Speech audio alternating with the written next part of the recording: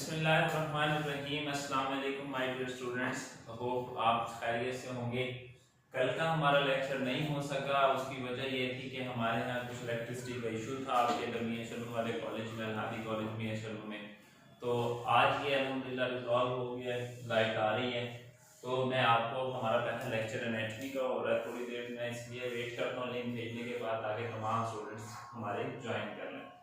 तो आज जो हमने स्टार्ट करना है वो हमारा लेक्चर है बोन्स मूवमेंट टर्मिनोलॉजीज, आपकी हड्डियों की मूवमेंट की जो टर्मिनोलॉजीज है। इससे पहले आपने पढ़ा था कि आपकी बॉडी की शेप के लिहाज से क्या टर्मिनोलॉजी है। शेप कैसे?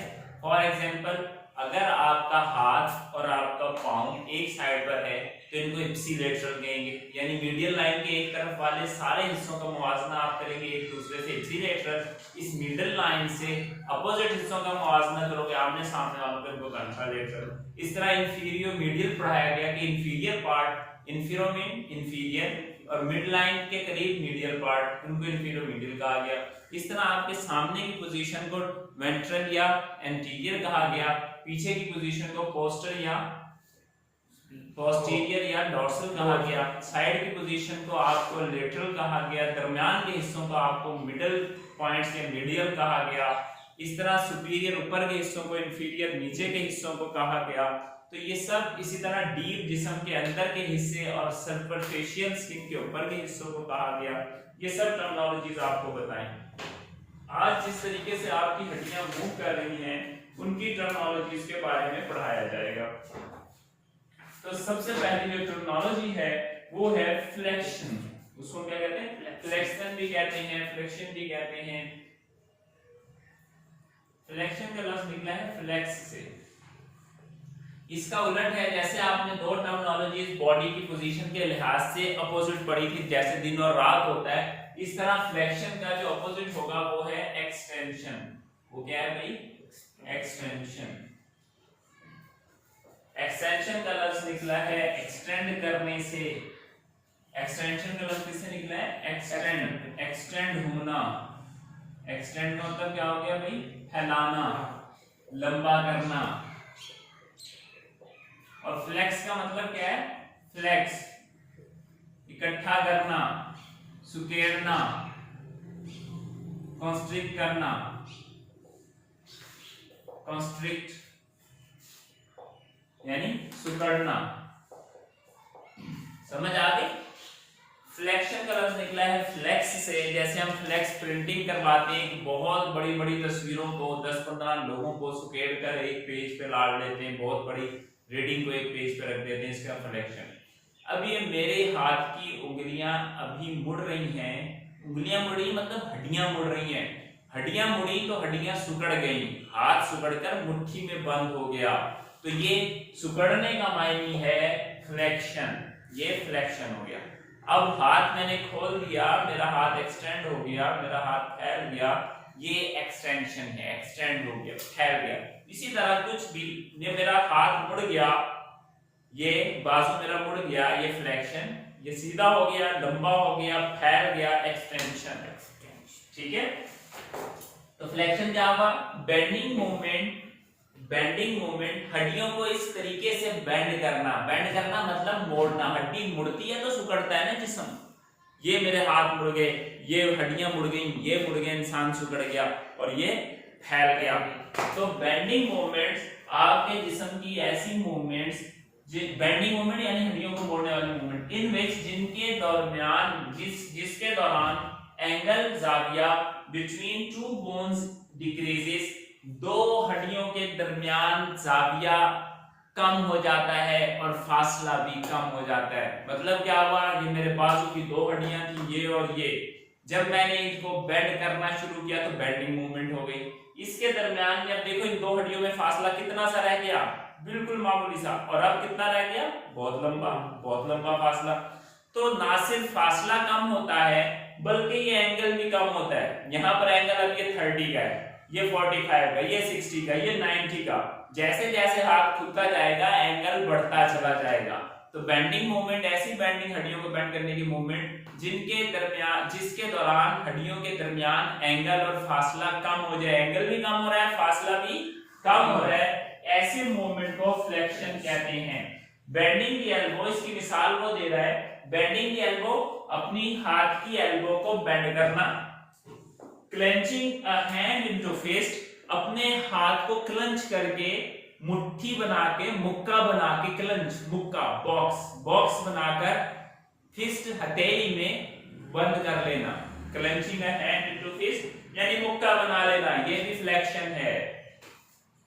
आर एग्जांपल ऑफ फ्लेक्शन, ये फ्लेक्शन की मिसालें हैं।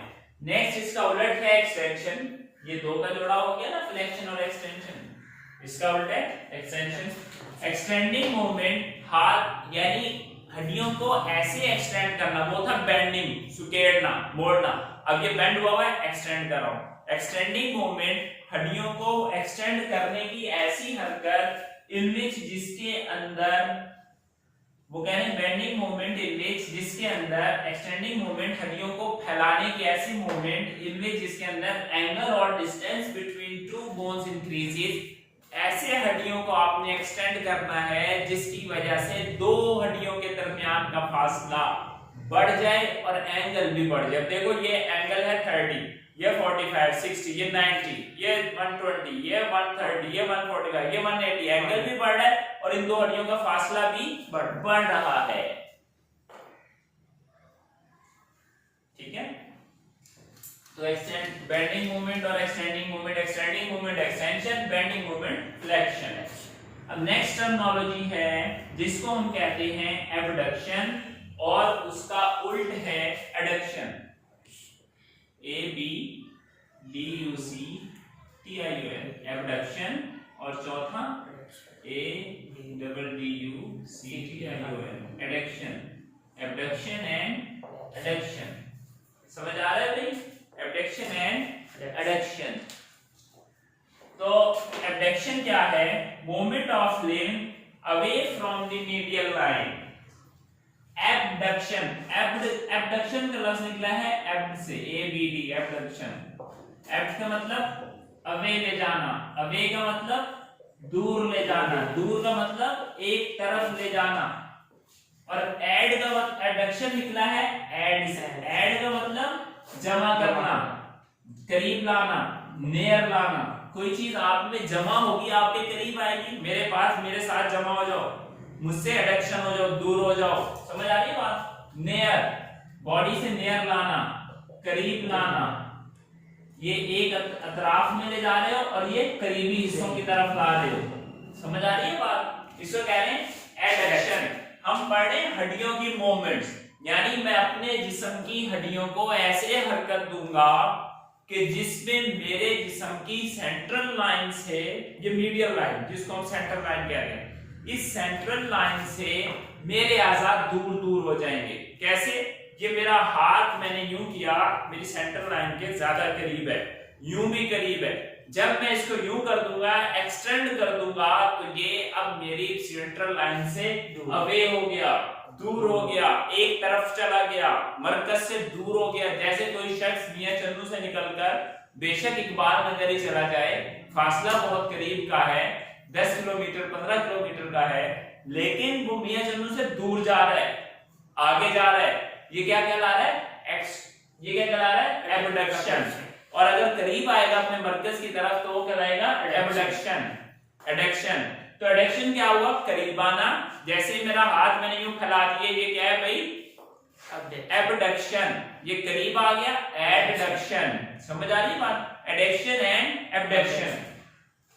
तो पिक्चर में भी अगर आप देखें कि एक शख्स अपनी टांग को ऐसे फैला रहा है ऊपर की तरफ, तो वो कह रहा है कि ये एडक्शन, एबडक्शन है, और करीब जिस्म के ला रहा है वापस हाथ या टांग को, तो ये क्या है भाई, एडक्शन। समझ आ रहा है, एबडक्शन एंड एडक्शन। देखो इसमें हड्डी मूव कर रही है लेकिन हड्डी बेंड नहीं हो रही।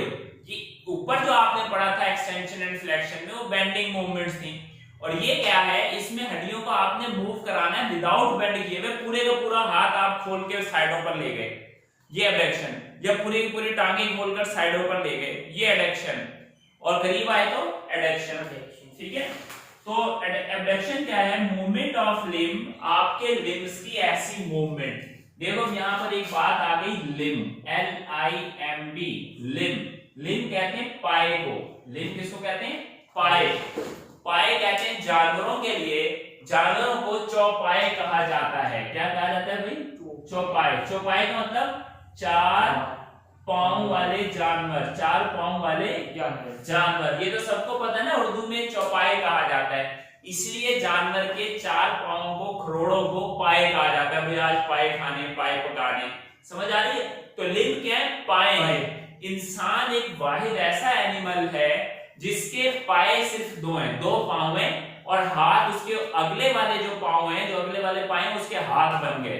बाकी सब जानवर चार पांवों पर चलते, उन्हें चौपाए कहते हैं। बंदर हो, चिंपैंजी हो, रीछ हो, शेर हो, चीता हो, बिल्ली हो, खरगोश हो, कुछ भी है दुनिया का जानवर, वो क्या करता है भाई? चार पांवों पे चलता है। 4, 6, 8 जितने भी हो। लेकिन इंसान के भी चार पांव हैं, जो आगे वाले, दो पीछे वाले। जो इंसान के पीछे वाले पांव वो दर हकीकत नीचे वाले, और आगे वाले पांव ऊपर वाले पांव हैं, जिन्हें ऊपर वाले हाथ कहा जाता है। तो हमने अपने लिम्स को मूव करना है, यानी हाथों को या पांवों को मोड़े बगैर, मोड़े बगैर। ये एबडक्शन या एडक्शन नहीं है, ये फ्लेक्शन और एक्सटेंशन है।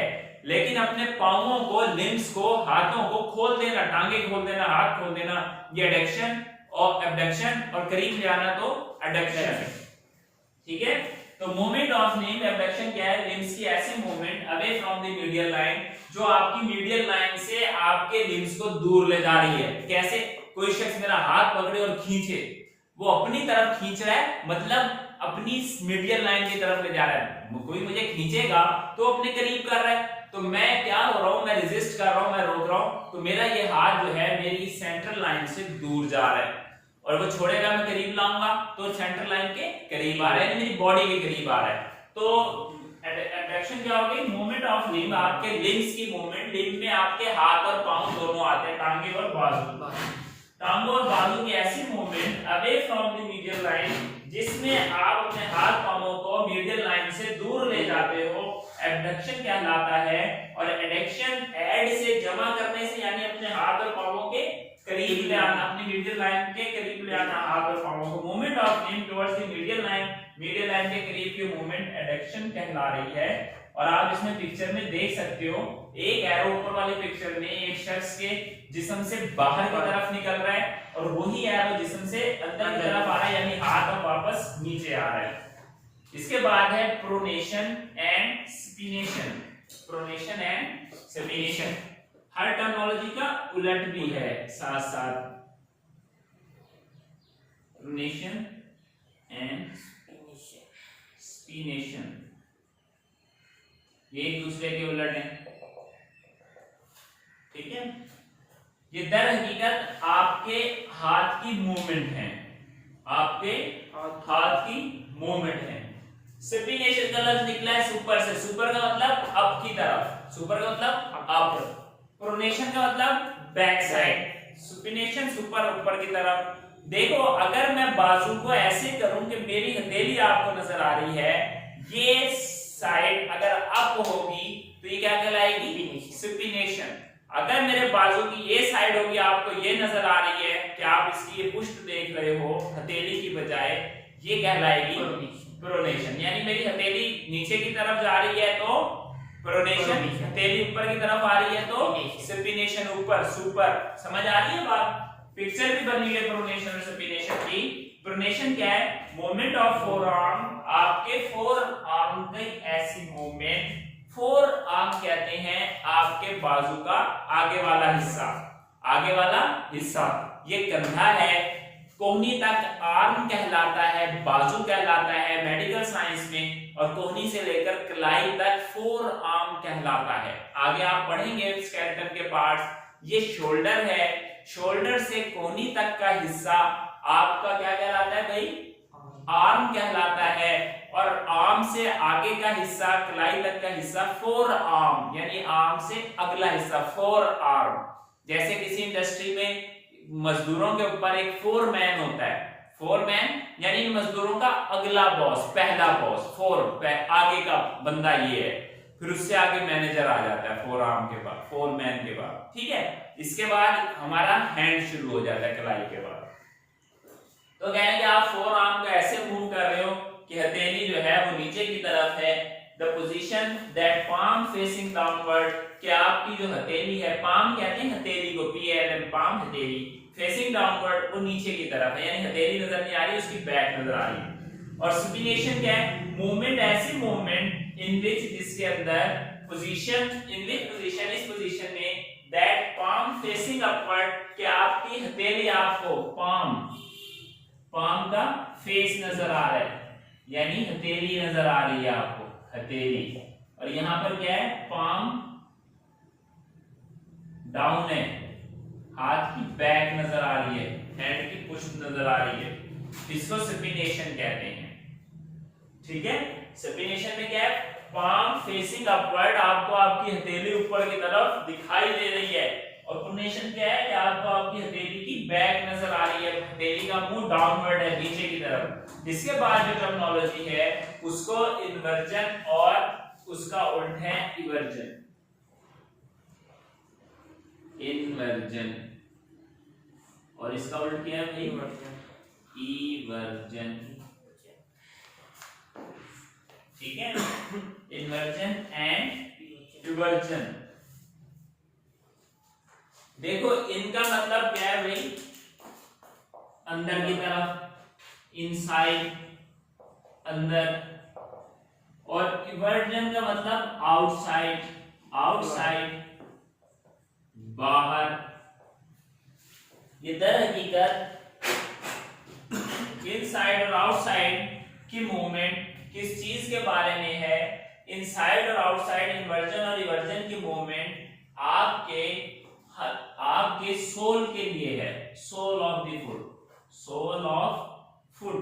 पांव की जो तलियां हैं, पांव के जो तलवे हैं, उनकी मूवमेंट आप इस तरीके से करें कि वो मिड लाइंस की तरफ आ जाएं, यानी जिस्म से अंदर की तरफ अगर पांव के तलवों को आप फेर लोगे, जैसे इंसान पंजों पर खड़ा हो तो अंदर की तरफ पांव हम कहीं पे टखने जोड़ के खड़े हो जाएं, तो तलवे क्या है? अब आपके टखने जो है मिड लाइन से गुजर रहे हैं ना, सेंट्रल लाइन के करीब है। अब मैं कहूं भाई पांव जरा फुला दो, ऐसे पंजे टखने बाहर निकाल लो, तो ये क्या हो जाएगा? इवर्जन, बाहर की तरफ। ठीक है, तो इवर्जन क्या हो गया भाई? बाहर की तरफ, आउटसाइड। तो इन्वर्जन क्या है? Movement of sole of foot, movement of sole of foot, आपके पांव के सोल की, पांव के तलवों की ऐसी movement towards the medial line, आपकी सेंट्रल लाइन की तरफ, यानी सेंट्रल लाइन आपके जिस्म की अंदरूनी साइड है, अंदर की तरफ जिस्म के आ रही है, इसलिए इन हो रहा है, इसको क्या कहते हैं? इन्वर्जन। पिक्चर में भी देख लो, इन्वर्जन में वो तलवे बाहर निकाल रहा है, टखने इकट्ठे हो रहे हैं। और इवर्जन क्या है? Movement of sole of foot away from the medial line. इसका उल्ट क्या है? इवर्जन, आपके पांव के सोल की ऐसी मूवमेंट जो मीडियल लाइन से बाहर की तरफ है, यानी मीडियल लाइन से आपके पांव के तलवे बाहर हो रहे हैं, बाहर की तरफ खींच रहे हैं, इसको हम इवर्जन कह रहे हैं। इसको हम क्या कह रहे हैं भाई? इवर्जन। ठीक है, नेक्स्ट टर्मिनोलॉजी है एलिवेशन। नेक्स्ट टर्मिनोलॉजी क्या है भाई नमी? एलिवेशन। और इसका उल्ट है डिप्रेशन। इसका उल्ट क्या है भाई? डिप्रेशन।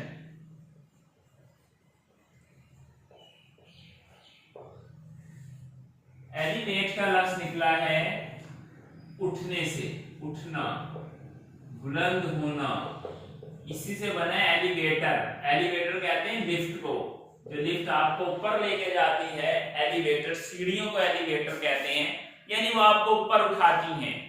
डिप्रेस का लफ्ज निकला है प्रेस करना, दबाना। क्या करना है भाई? प्रेस या दबाना, दबाव डालना। ठीक है, तो अगर आप अपनी हड्डी को ऊपर की तरफ लेकर जाओगे तो ये मूवमेंट बोन की एलिवेशन कहलाएगी। अगर आप उसे नीचे की तरफ लेकर जाओगे तो ये डिप्रेशन कहलाएगी। ये क्या कहलाएगी भाई? डिप्रेशन। इसकी मिसाल ऐसे है जैसे आपके जबड़े की हड्डी, मुंह अगर आप खोलेंगे, इस हड्डी को ऊपर बंद करोगे तो जबड़ा ऊपर चला गया, खोलोगे तो नीचे चला गया, तो ऊपर जाना क्या कहलाएगा? मुंह बंद करने के साथ जबड़ा क्या हो गया, ये हड्डी जबड़े की जो नीचे है ये ऊपर चली गई, मुंह बंद होने से एलिवेट हो गई।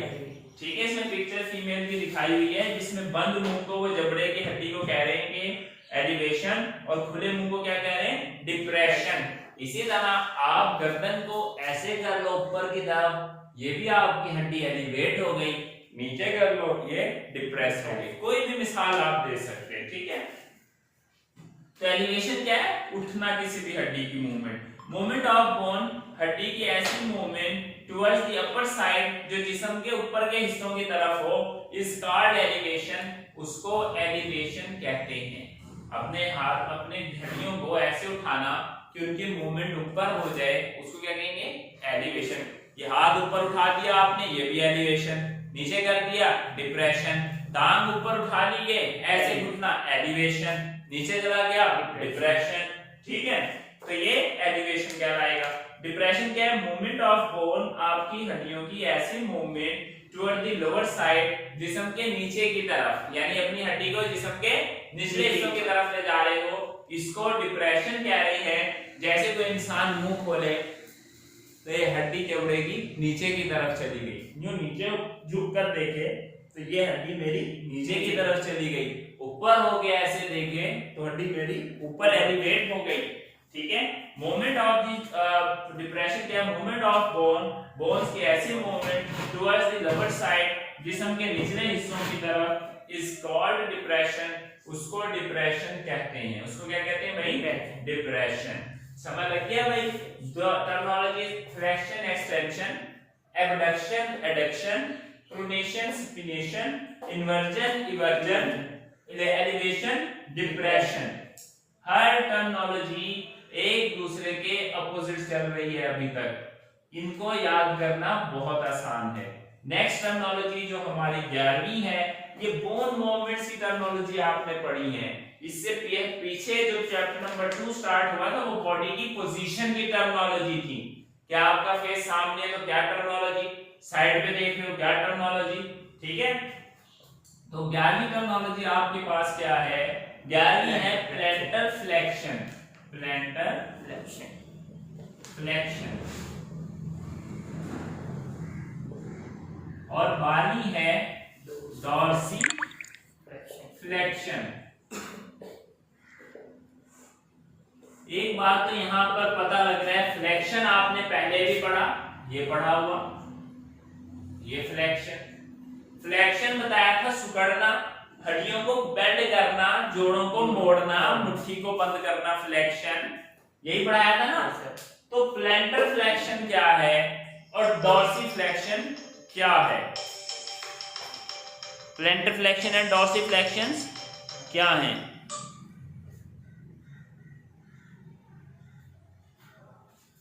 प्लैंटर फ्लेक्शन में क्या होता है, फ्लेक्शन मतलब सुकड़ना, याद रखिएगा।